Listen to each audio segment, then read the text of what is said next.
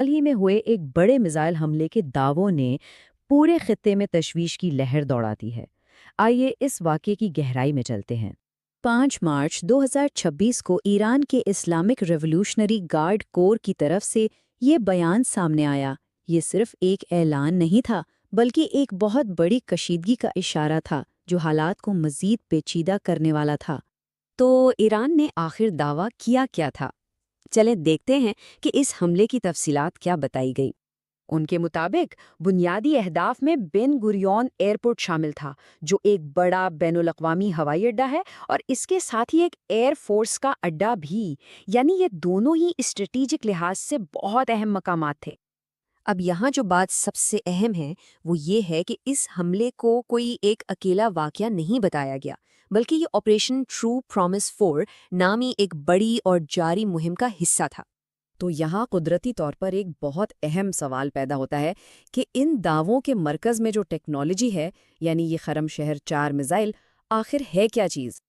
آئیے اب خود اس ہتھیار پر بات کرتے ہیں اور دیکھتے ہیں کہ اس کی تکنیکی خصوصیات اس پورے معاملے کو سمجھنے میں ہماری کیسے مدد کرتی ہیں۔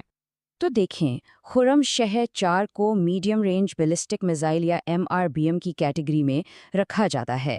مطلب کہ یہ ایسے میزائل ہیں جن کی رینج 1000 سے 3000 کلومیٹر کے درمیان ہوتی ہے، اور یہ ٹیبل اس کی صلاحیتوں کو بہت واضح طور پر دکھاتا ہے۔ 2000 کلومیٹر کی رینج اور اس کے ساتھ 1500 سے 1800 کلو گرام کا ایک بہت بڑا وار ہیڈ، یہ اسے ایک انتہائی طاقتور ہتھیار بناتا ہے۔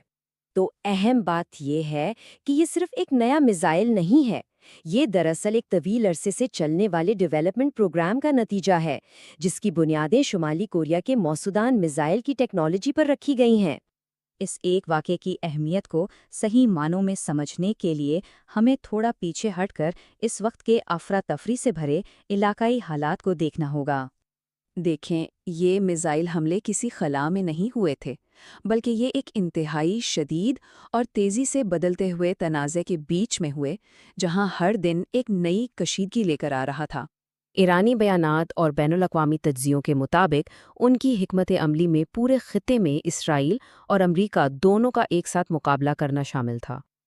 اور اب ہم آتے ہیں اس تجزیے کے سب سے اہم حصے کی طرف، کہ آخر یہ مخصوص میزائل ایک منفرد اسٹریٹجک چیلنج کیوں ہے؟ اس کا ڈیزائن فلسفہ صرف دور تک مار کرنے یا بڑا دھماکہ کرنے پر مبنی نہیں ہے۔ اس کا اصل مقصد ان دفاعی شیلڈز کو ناکام بنانا ہے جو اسے روکنے کے لیے بنائی گئی ہیں۔ یہ کام کرتا کیسے ہے؟ یہ بنیادی طور پر 3 چیزوں کا استعمال کرتا ہے۔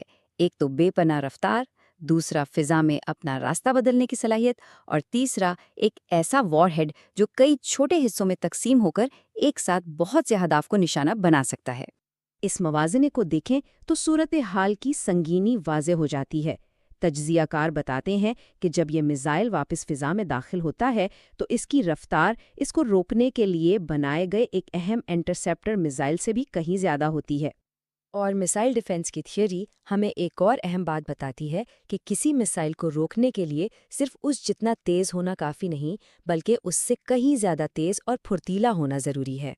تو نتیجہ یہ نکلتا ہے کہ خرمشہر 4 کی خصوصیات، یعنی اس کی رفتار، راستہ بدلنے کی صلاحیت اور ایک ساتھ کئی اہداف کو نشانہ بنانا، یہ سب مل کر اعلیٰ ترین دفاعی نظاموں کی جانی پہچانی کمزوریوں کو براہ راست نشانہ بناتی ہیں۔ تو یہ سب ہمیں ایک بڑے سوال پر لا کر کھڑا کر دیتا ہے۔ جس تیزی سے حملہ کرنے والی میزائل ٹیکنالوجی آگے بڑھ رہی ہے، کیا دفاعی نظام واقعی اس کا مقابلہ کر پائیں گے؟ یہ جدید جنگ میں تلوار اور ڈھال کی ایک نہ ختم ہونے والی دوڑ ہے۔